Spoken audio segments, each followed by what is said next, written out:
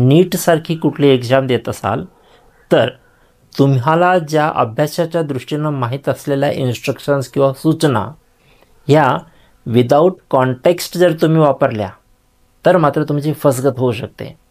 बऱ्याचशा ज्या गोष्टी असतात त्या एका कॉन्टेक्स्टला धरून योग्य असतात आणि जर ते दुसऱ्या कॉन्टेक्स्टमध्ये बघितलं तर त्या सूचना उपयोगी पडत नाही.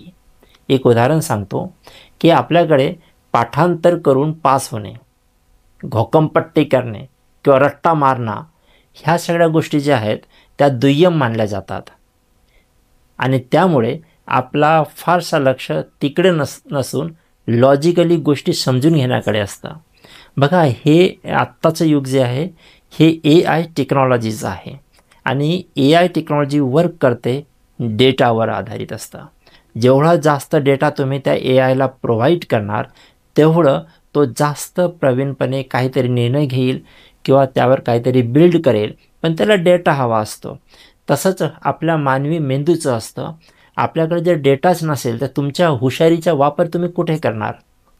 हुशारीचा वापर करणे म्हणजे काय की तुम्ही आपला इंटेलिजन्सचा वापर करून आहे त्या माहितीच्या आधारे नवीन निष्कर्ष काढता आणि हे आवश्यक असतं आपला नीटच्या एक्झामसाठी.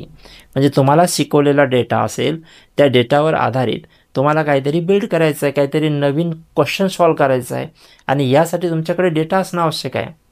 तुम्ही किती हुशार आहेत हे नंतर येईल, आधी तुमच्याकडे डेटा पाहिजे.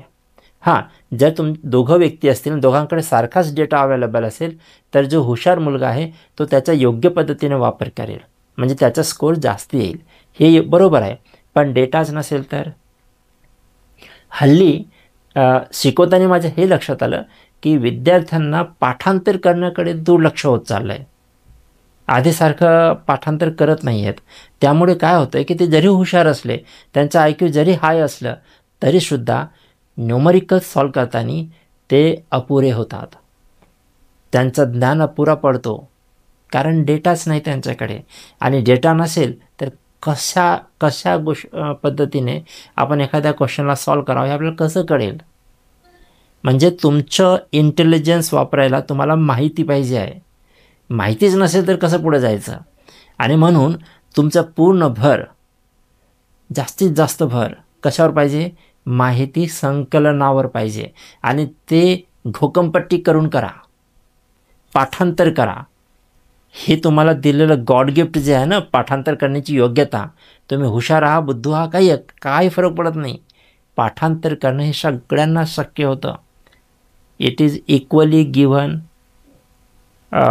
Gift by the God to everyone आणि म्हणून तुम्ही ह्याचा वापर करा. तुमच्यामध्ये पाठांतर करण्याची जी योग्यता आहे तिला वाया घालवू नका.